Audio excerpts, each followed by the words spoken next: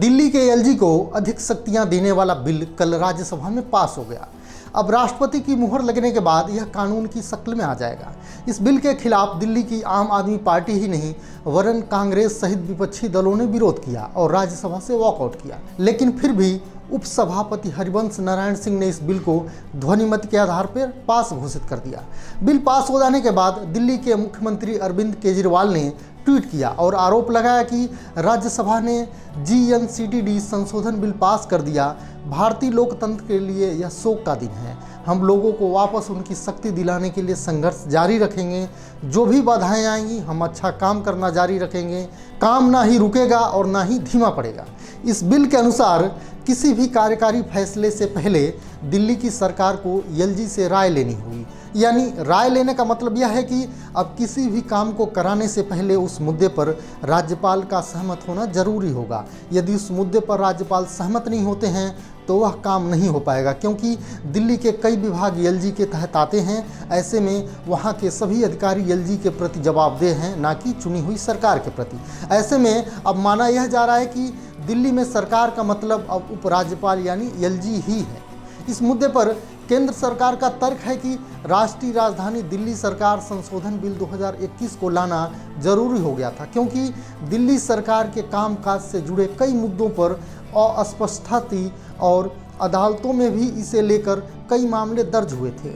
इस बिल के समर्थन में लोकसभा में दिए अपने बयान में केंद्रीय गृह राज्य मंत्री जी कृष्ण रेड्डी ने कहा था कि उपराज्यपाल प्रशासक है और उन्हें हर दिन की गतिविधियों की जानकारी लेने का अधिकार है। हमने दिल्ली सरकार से ना ही कोई शक्ति छीनी है और ना ही एलजी को अतिरिक्त ताकत दी है। इस बिल के लोकसभा में पास हो जाने पर मुख्यमंत्री अरविंद केजरीवाल ने ट्वीट कर कहा था कि GNCTD संशोधन बिल का लोकसभा में पास होना दिल्ली की जनता का अपमान है। दिल्ली को चलाने की ताकत उन्हें दी जा रही है जिन्हें चुनाव में हार मिली थी। बीजेपी ने लोगों को धोखा दिया है। बिल पास करने के दौरान लोकसभा से लेकर राज्यसभा में काफ़ी हंगामा हुआ और विपक्षी सांसदों ने मोदी सरकार पर तानाशाही का आरोप लगाया। बिल पर बहस में कांग्रेस सांसद मनीष तिवारी ने कहा कि यह बिल असंवैधानिक है, क्योंकि राज्य सरकार की क्षेत्राधिकार का अतिक्रमण कर रहा है। तो इस मुद्दे पर केंद्रीय गृह राज्य मंत्री रेड्डी ने आपत्ति जताते हुए कहा कि एनडीए सरकार ने कुछ भी गलत नहीं किया है, बल्कि दिल्ली सरकार को लेकर जारी भ्रम को खत्म किया है। बता दें कि 1991 में संविधान के 239वें ए अनुच्छेद के जरिए दिल्ली को केंद्र शासित राज्य का दर्जा दिया गया था, जिसमें एलजी को जो भी संवैधानिक अधिकार होते हैं वह मिला था। लेकिन कुछ कारणों से दिल्ली की चुनी हुई सरकार और एलजी के बीच काम को लेकर अक्सर विवाद बन जाता था, जिसके बाद दिल्ली की आम आदमी पार्टी ने अपने अधिकारों को लेकर सुप्रीम कोर्ट का रुख किया।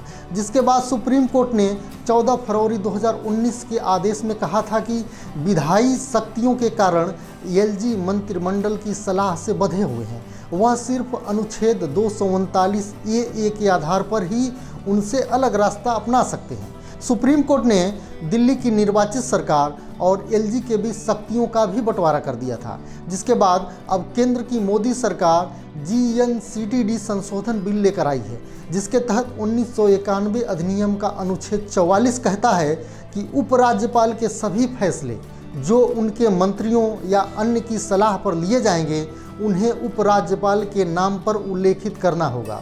जिसके बाद यह समझा जा रहा है कि इस बिल के जरिए उपराज्यपाल को दिल्ली सरकार के रूप में परिभाषित किया गया है।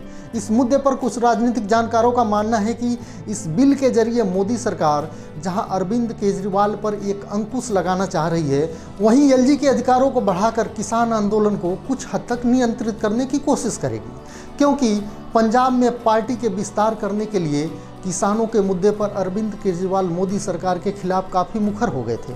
अतः केंद्र सरकार ने इस बिल से एक तीर से दो निशाना साधा है। यह वीडियो आपको कैसा लगा हमें कमेंट कर जरूर बताएं और वीडियो को लाइक, शेयर और चैनल को सब्सक्राइब करें।